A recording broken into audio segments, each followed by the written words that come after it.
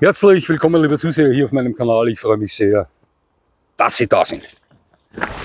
Wenn Hunde für spezielle Aufgaben gebraucht werden, zum Beispiel bei der Polizei oder bei der Jagd oder in anderen Einsatzbereichen, dann müssen sie zumeist bestimmte Anatomien oder Charaktereigenschaften vorweisen.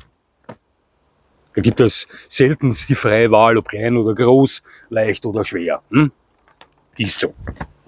Hierbei orientiert man sich zumeist an den dafür am besten geeigneten vierbeinigen Spezialisten, möchte ich meinen, oder? Ja, ganz sicher. Aber wenn wir einen Hund für unser Zuhause suchen, dann sind die mittelgroßen meiner Meinung nach häufig die weiseste Wahl. Und viele von ihnen vereinen das Beste aus klein und groß, können vieles, was die Kleinen und die Großen können. Ich denke, dass ein guter Mittelgroßer der beste Hund für viele Menschen da draußen wäre. Wieso? Das sage ich Ihnen in diesem Video heute. Also, bis gleich.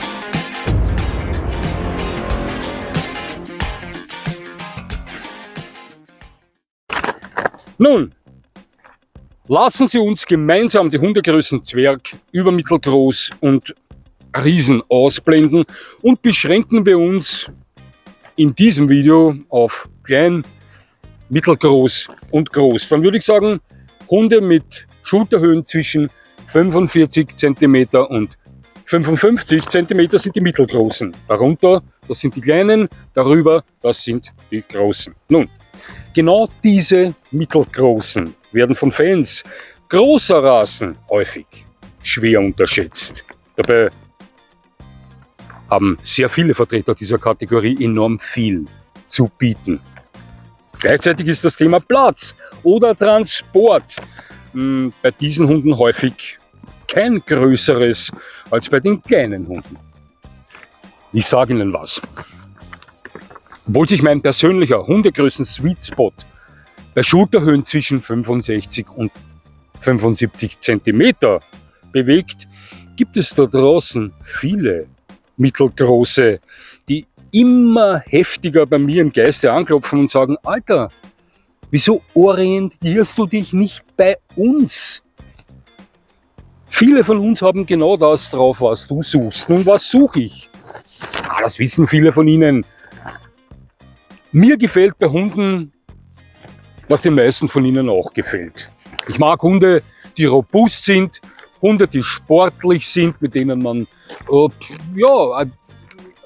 verschiedenste Dinge unternehmen kann. Ich mag aber auch Hunde, die stark ausgeprägten Wach- und Schutztrieb haben oder vorhandenen Wach- und Schutztrieb vorweisen. Er muss nicht stark ausgeprägt sein, ist nicht der Fall. Ich mag Hunde, die wehrhaft sind, gebe ich offen und ehrlich zu.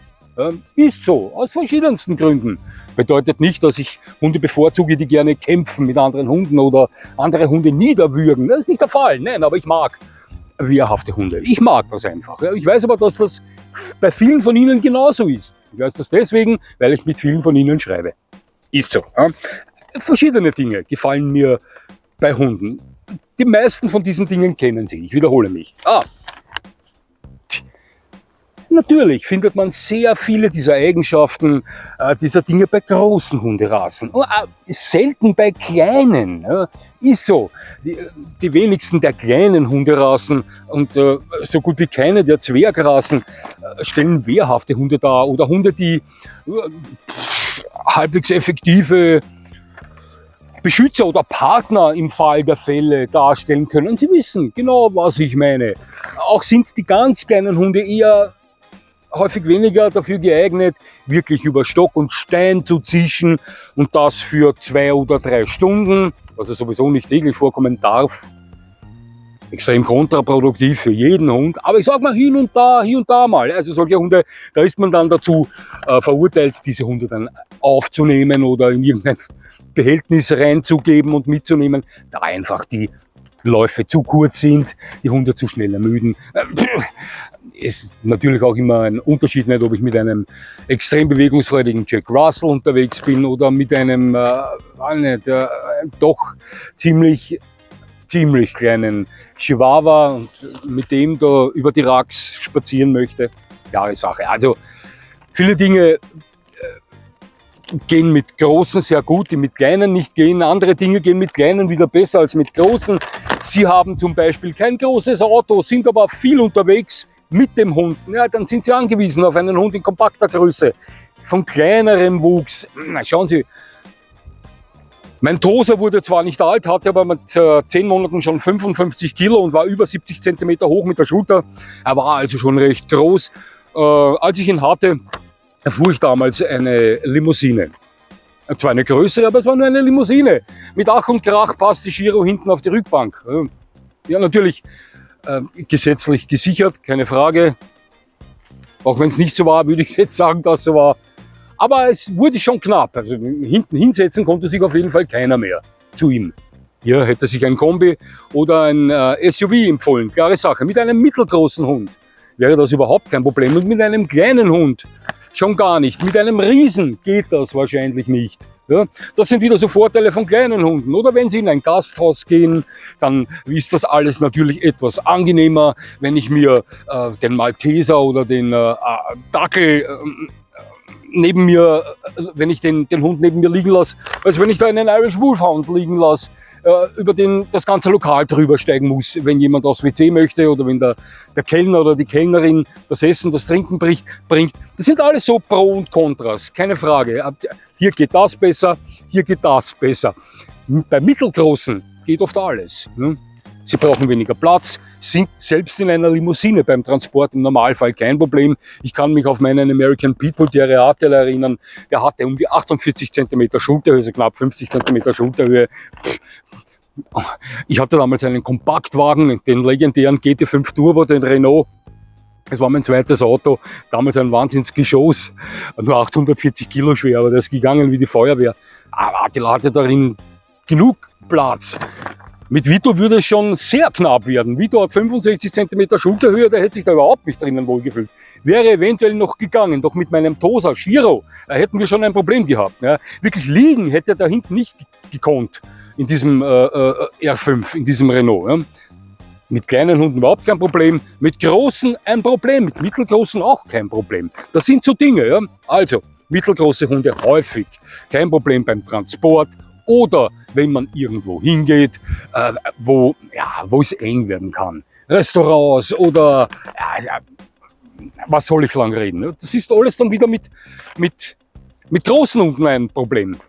Kleine Hunde sind nicht oft dazu fähig oder eigentlich nie dazu fähig, ja, einen guten Partner im Fall der Fälle für ihren Besitzer darzustellen, wenn es wirklich irgendwo scheppert, wenn sie sich eventuell in Situationen wiederfinden, wo es kritisch werden könnte, dann können sie nur hoffen, dass ihr kleiner Hund Eindruck schindet mittels Wirbel. Ja.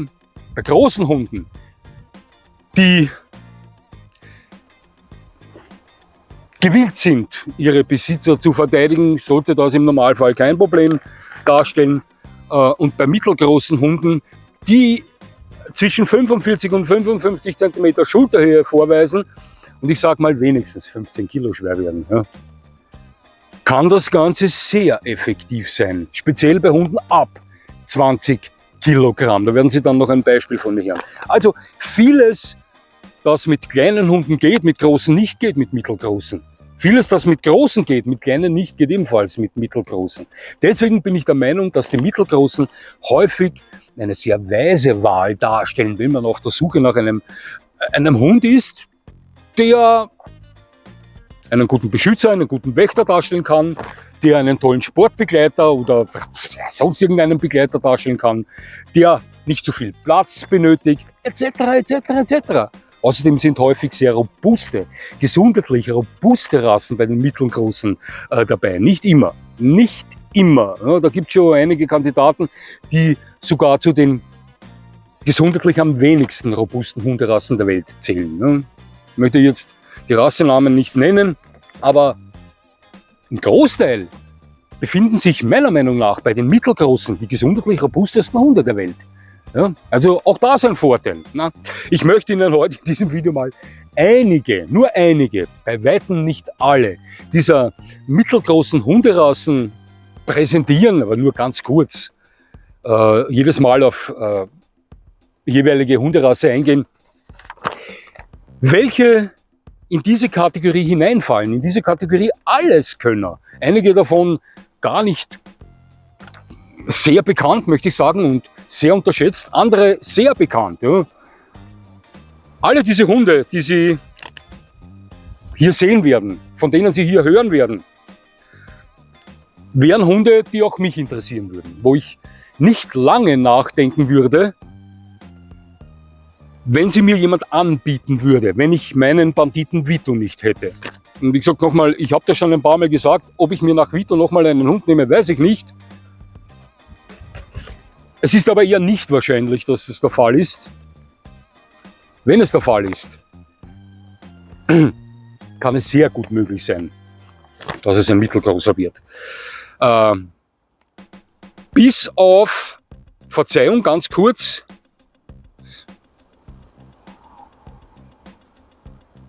bis auf 2 dieser Hunde, die Sie jetzt gleich sehen werden, von denen Sie gleich hören werden, hatte ich schon mit allen zu tun, persönlich zu tun, auch außerhalb von Ausstellungen, ja, von Hundeausstellungen zu tun. Mit einigen war ich schon häufiger unterwegs, einige stellten immer denselben Hund dar, bei anderen Hunderassen waren es manchmal verschiedene Hunde, wo ich dabei war beim Spazierengehen.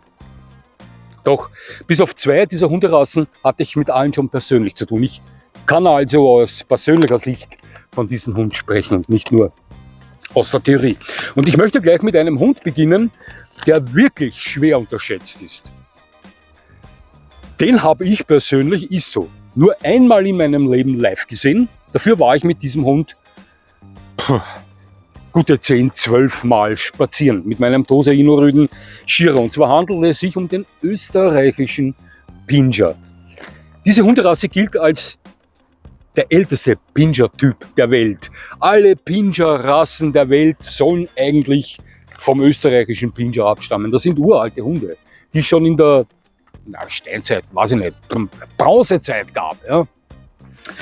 Pinscher waren eigentlich immer Bauernhunde, Hofhunde, die die Aufgabe hatten, den Hof vor Ratten und Mäusen zu säubern. Die aber auch die Aufgabe hatten, Fremde wegzupinschern. Daher dieser Begriff Pinscher. Wegpinschern bedeutet nichts anderes als wegbeißen. Der österreichische Pinscher, ein wunderschöner Hund, der im ersten Augenblick für einen Laien aussieht wie ein Mix. Irgendwie fehlt ihm dieses, weiß ich nicht, dieses klar erkennbar, das ist ein Rassehund-Ding. Verstehen Sie, was ich meine? Er sieht aus wie ein Promenadenmix. Aber ein wunderschöner. Der österreichische Pinscher ist für einige Dinge bekannt. Er ist äußerst wachsam, aufmerksam, hat im Normalfall gut ausgeprägten Schutztrieb, den er auch effektiv umsetzen kann. Das ist kein Zwerghund. Das sind Hunde, die bis zu 20 Kilo Gewicht erreichen, in etwa. Ja, können natürlich auch etwas schwerer werden, sich unterhalb bewegen, aber so circa. Hunde mit um die 50 cm Schute. Wunderschöne Hunde, die es in verschiedensten Farben gibt. Zumeist Stocker oder immer Stocker, ich weiß es nicht. Wunderschöne, so birnenförmige Köpfe haben die mit extrem stark ausgeprägter Backenmuskulatur. Die haben einen guten Griff. Der österreichische Pinscher ist auch dafür bekannt, dass er selten Jagdtrieb zeigt, was sehr angenehm ist.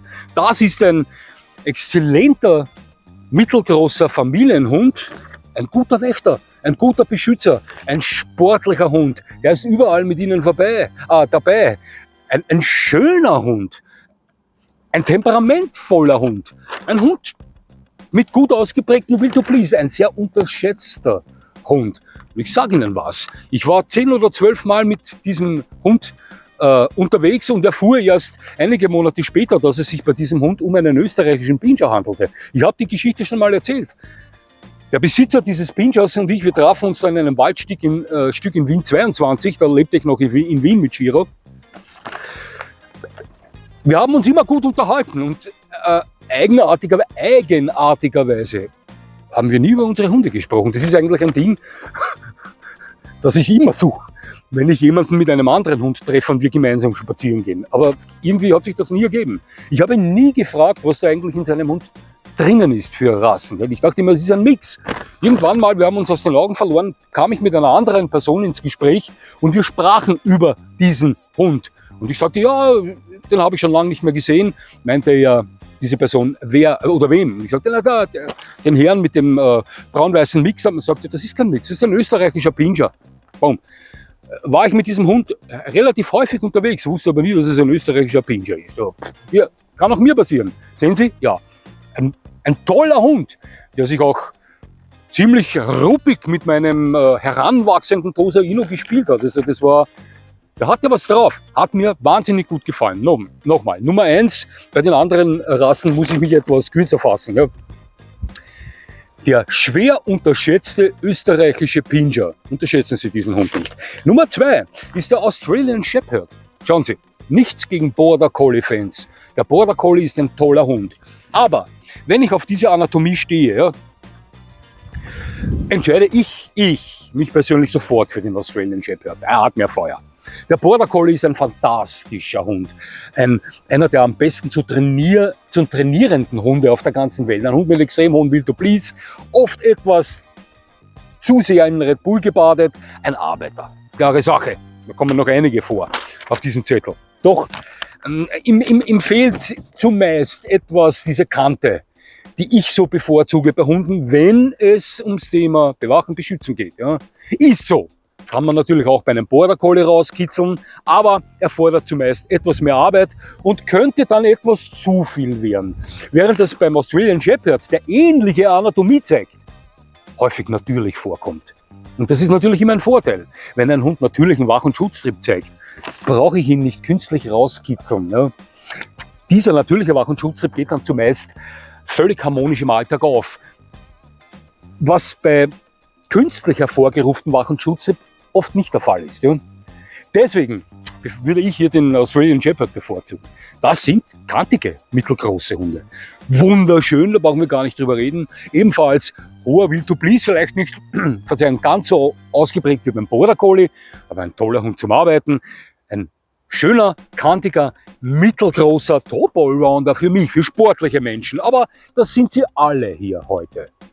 Ein oder zwei Kandidaten dabei, die auch für weniger sportliche Menschen geeignet sind. Aber grundsätzlich stehe ich eher mehr auf den sportlichen Hundetyp. Deswegen diese Liste heute. Denn von den mittelgroßen, die vielleicht für Sie der beste Hund wären, gibt es ja weit mehr. Aber das habe ich ja vorher schon erwähnt. Ja, also der Australian Shepherd. Und dann natürlich einer meiner Top-Favoriten in der Kategorie der mittelgroßen, der Australian Cattle Dog. Ein Wahnsinnshund. Ein Spitzentop-Hund. Ja, mit Australian Cattle Dogs war ich schon öfter unterwegs. Sei es in Rückhaltebecken in Katzelsdorf, dann erst vor kurzem mit einer traumhaften Hündin, wo ich das Video, dieser Hund ist ein Rock'n'Roller, gebracht habe. Ich kannte einige Cattle Dogs. Das erste Mal in meinem Leben wurde ich auf diesen Hund aufmerksam, als ich ihn im Film Mad Max 2 mit Mel Gibson sah. Dieser Hund, der damals aus dem Tierheim geholt wurde, ja, und dann schlussendlich nach den Dreharbeiten sein restliches Leben bei einem der Stuntmans verbrachte. Ein toller Hund. Ein Hund mit Feuer, hochintelligent, aber mit Schneid, extrem sportlich, gut ausgeprägter Wach- und Schutztrieb. Im Normalfall. Das ist natürlich nie garantiert. Kommt immer auch auf Sie an, kommt auf das Individuum Hund an. Aber ich rede jetzt vom typischen Vertreter dieser Rasse. Cattle Dog, ein Traumhund. Also auf jeden Fall einer meiner Top 5 mittelgroßen, eventuell auch einer meiner Top 3 mittelgroßen Australian Cattle Dog. Lassen Sie den nicht aus dem Blick, wenn Sie mit mittelgroßen, sportlichen, schnellen Hunden spekulieren. Ein Wahnsinnshund. Der nächste wäre ein Landsmann oder eine Landsfrau des Cattle Dogs, der Kelpie. Allerdings ist der Kelpie Vielleicht, ja, das glaubt man kaum. Ja, aber vielleicht ist der Kelpie einen kleinen Ticken noch pfeffriger drauf als der Kettle Dog. Weniger, wenn es um Schneid, um Schutztrieb geht, sondern wenn es um Bewegungsbedarf geht. Kelpies sind Arbeitsmaschinen. Aber ich traf einen Kelpie, ja, ich kenne hier niemanden, und ich kannte persönlich auch noch nie jemanden, der mit seinen Hunden am Nutztier arbeitete. Also traf ich mit diesem Kelpie auch einen normalen Haushund. Und ja, die Besitzer dieses Hundes förderten befriedigten seinen Bewegungsbedarf auf andere Art und Weise als am Vieh. Aber das mussten sie, denn ein Kelpie, ein unterforderter Kelpie, läuft ihnen charakterlich davon. Doch, wenn sie das Händchen haben, diesen reinen Arbeitshund, wie soll ich sagen, dessen Triebe zu besänftigen oder zu befriedigen.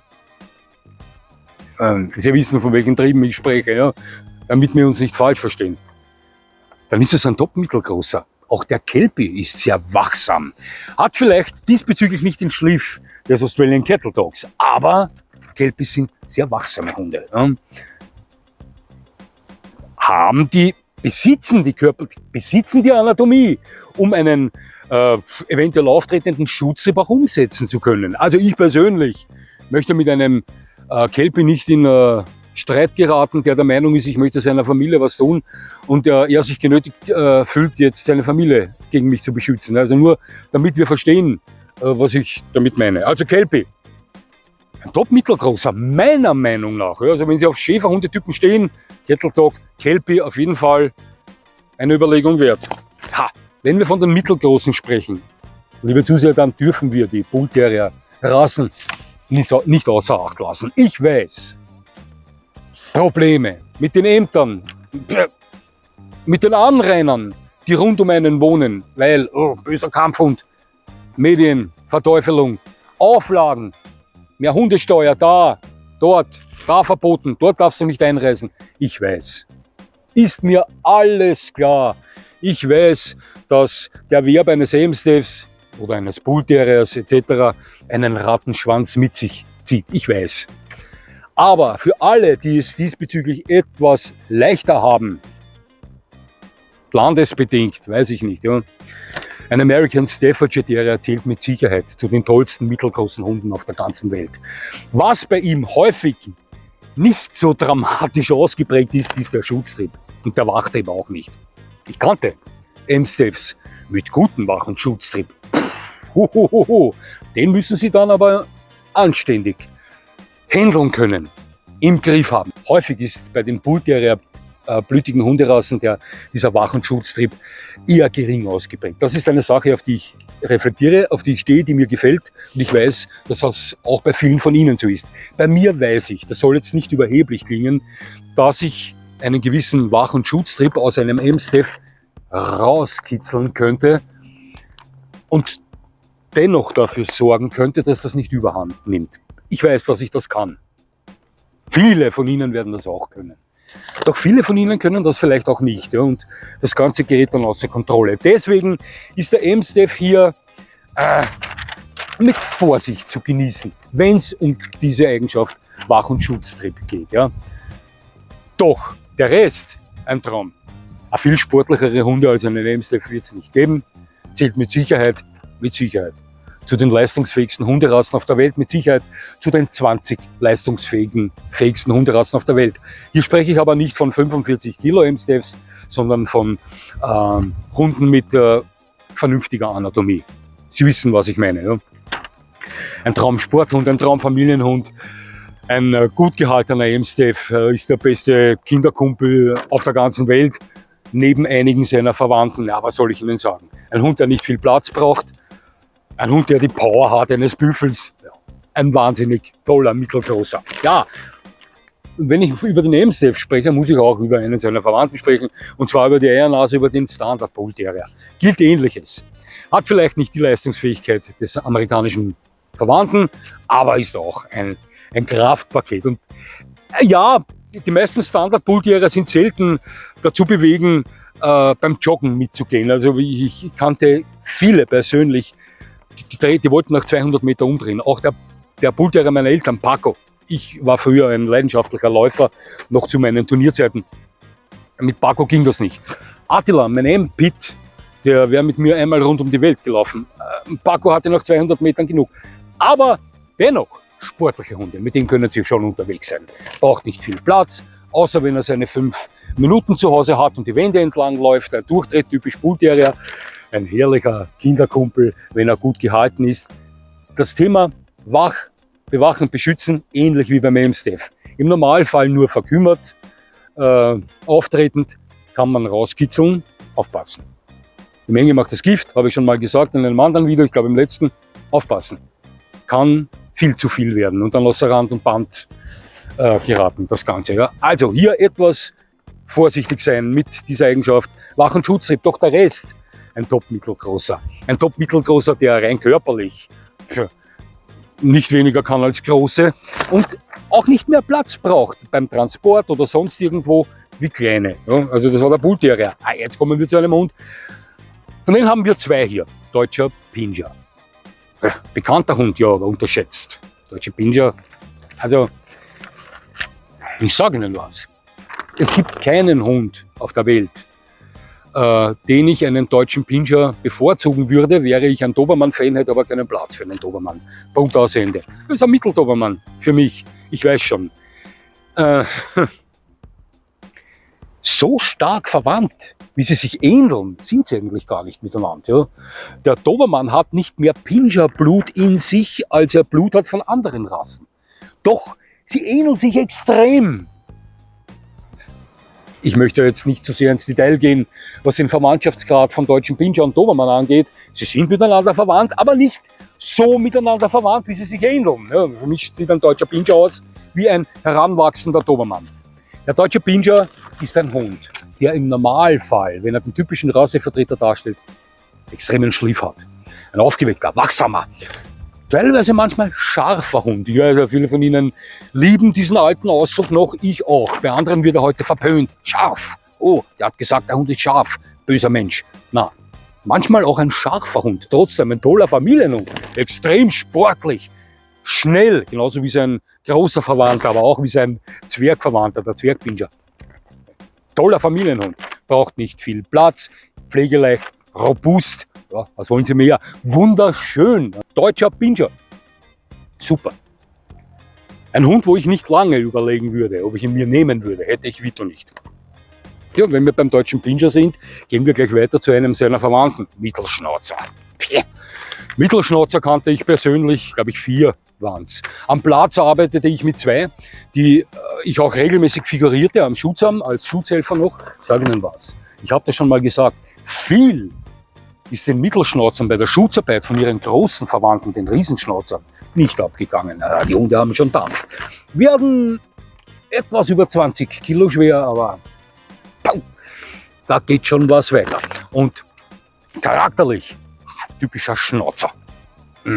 Etwas eigenwillig, vielleicht sogar ein klein wenig stur. Auf jeden Fall etwas sturer als der Riese, meiner Erfahrung nach.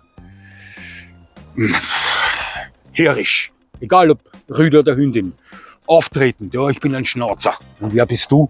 Sie verstehen, was ich meine. Ein Hund, mit dem können Sie Pferde stellen, auf jeden Fall. Ein Hund, der bei jeder Schandtat dabei ist. Typisch Schnauzer, körperlich robust, ausgeprägter Wildoblis, auch wenn er einen eigenen Kopf hat. Stark, körperlich robust, sagte ich schon, schnell, sportlich, toller Wächter, toller Schützer, von denen mit Sicherheit einer der besten Schützer. Top-Hund. Wenn da nur nicht dieses verdammte Trimmen wäre. Das ist meine Angst gegen.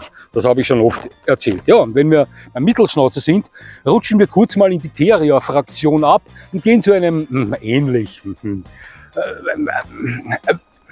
etwas ähnlichen Hund. Kerry Blue Terrier.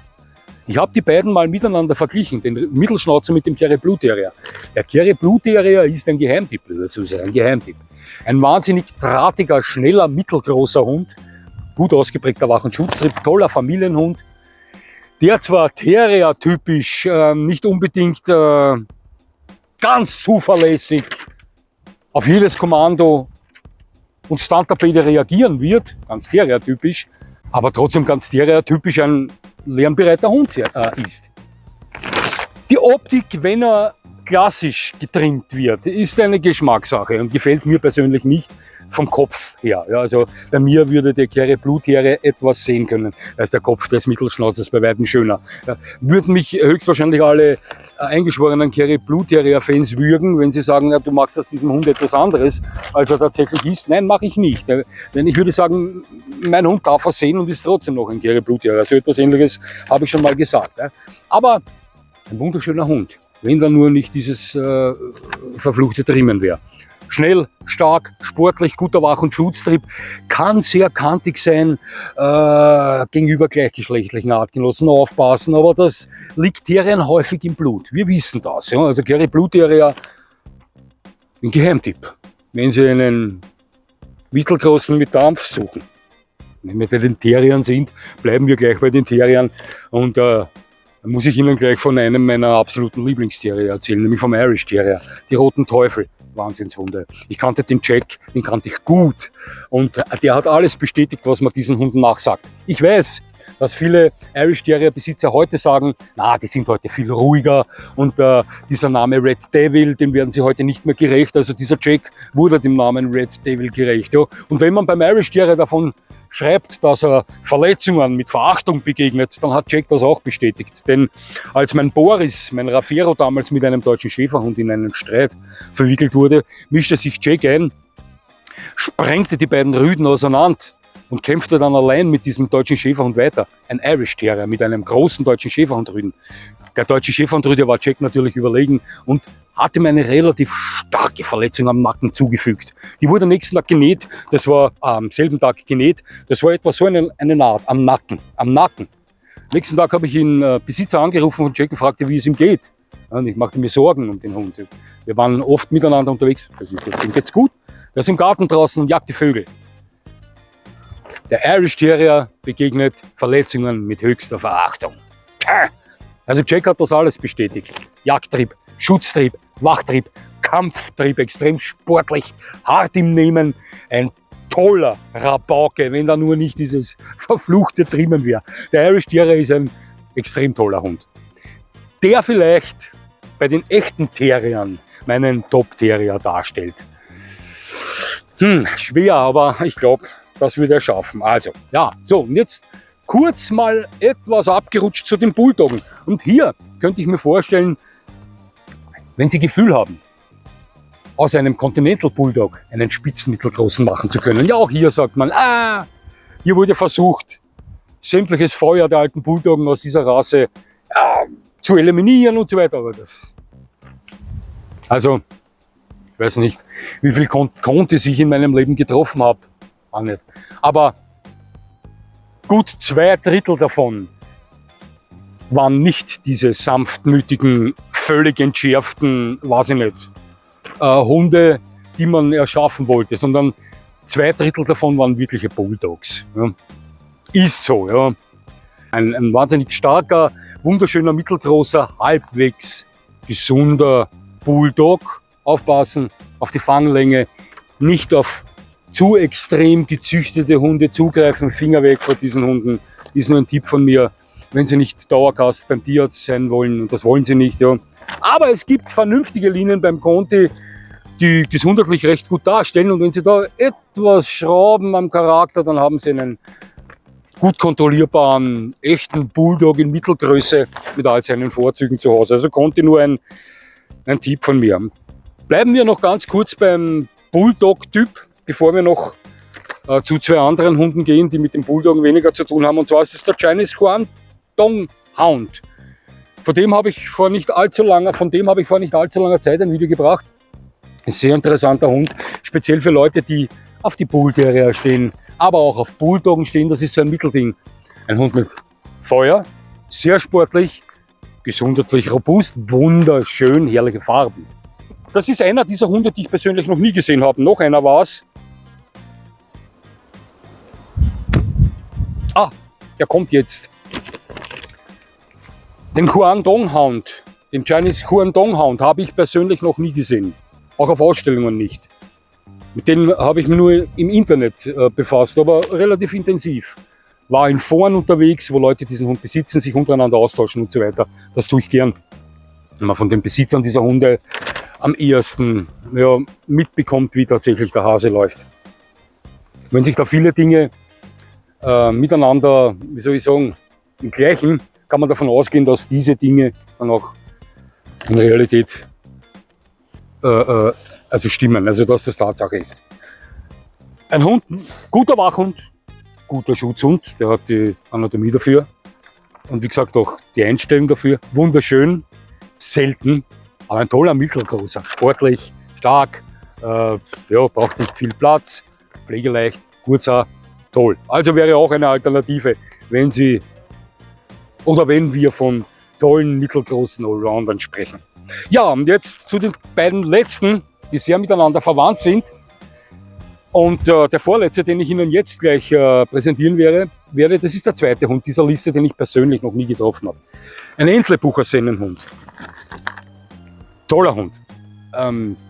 Müsste ich Sie jetzt anlegen. 2 oder 3 Zuseher meines Kanals haben mich schon angeschrieben, die im Besitz eines Entlebucher Sennenhunds sind. Ich weiß es jetzt nicht genau, 2 oder 3. Ich habe diese Hunde natürlich schon auf Ausstellungen gesehen, aber ich habe privat noch nie einen getroffen, bin auch privat noch nie mit Entlebuchern unterwegs gewesen natürlich. Aber das ist ein typischer Sennenhund. Stark, leistungsfähig, körperlich robust, guter Wächter, passabler Schützer, auch wenn es der kleinste Sennenhund ist, hat genügend Substanz, um ein Problem für Schurken darstellen zu können, und er ist wunderschön. Das sind sie alle, die Sennenhunde, egal welcher von den 4. Entlebucher Sennenhund. Ich weiß nicht, ob ich ihm den Appenzähler nicht vorziehen würde, aber das besprechen wir gleich jetzt, wenn es zum Appenzähler kommt. Denn um den geht es jetzt.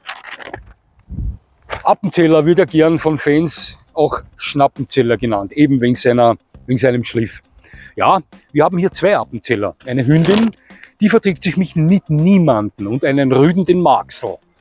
Der hat mit der Vito schon 2 oder 3 Mal gefeitet. Der läuft immer am Feld neben dem Auto seines Herrchens mit. Sein Herrchen schon etwas älter, kann nicht mehr gut gehen, lässt seinen Hund immer am Feld neben dem Auto laufen. Aber der hat nicht so einen guten Rückruf, und wenn der andere Hunde sieht, ist er weg. Der ist nicht kastriert, so wie mein Rüder Vito.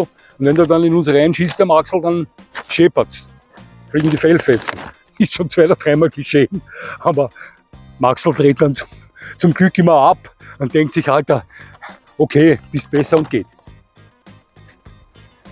Sonst kenne ich die beiden Appenzähler hier nicht, aber ich kenne den Appenzähler generell recht gut. Ne? Ich kannte auch in Wien welche. Hunde mit Schliff. Schön, wie alle Sennenhunde, sehr leistungsfähig, gut ausgeprägter Wach- und Schutztrieb, sehr sportlich, gesundheitlich, sehr robust, aber wie alle Sennenhunde etwas eigenen Kopf. Hier ist der führigste meiner Meinung nach der Berner Sennenhund, der sich auch am besten für den Gebrauchshundesport eignet. Aber der Berner Sennenhund ist ein großer Hund und kein mittelgroßer Hund. Doch die beiden mittelgroßen, der Appenzähler und der Entlebucher, 2 top-mittelgroße, häufig unterschätzt, besonders der Entlebucher. Ja. Ich möchte nicht sagen, dass mir der Entlebucher besser gefällt als der Appenzähler, aber er gefällt mir mindestens genauso gut. Ja. Hier ist es wahrscheinlich bei mir Tagesverfassung, für welchen dieser beiden ich mich entscheiden würde. Wobei ich jetzt, wo ich mit Ihnen über diese beiden Hunde spreche, sogar eher zum Entlebucher tendieren würde. Und vielleicht tendiere ich morgen wieder zum Appenzähler. Beide ähnlich tolle Hunde. Top, mittelgroße Allrounder. Ja, somit sind wir durch. Ich habe mir den Mund trocken gesprochen. Das Telefon ist mir jetzt bei diesem Video 3 Mal runtergepurzelt. Das werden Sie merken, wenn Sie das Video sehen, und das Bild ist manchmal etwas verschoben, denn ich habe das garantiert nicht mehr zu 100% so in Stellung gebracht, wie es vorher war. Und ich hoffe, mein Handy ist nicht ausgegangen. Mein Mikrofon funktioniert noch. Ja, funktioniert noch.